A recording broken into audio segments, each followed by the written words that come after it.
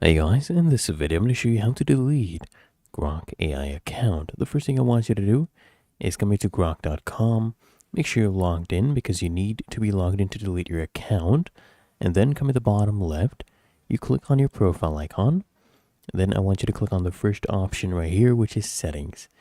And from here, on the left hand panel again, click on data controls.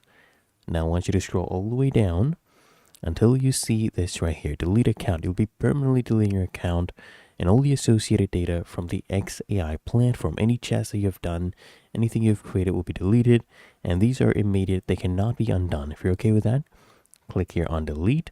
They'll redirect you here. Click on data again, and then come here, delete your account. If you need to download any account data, do that before you delete it.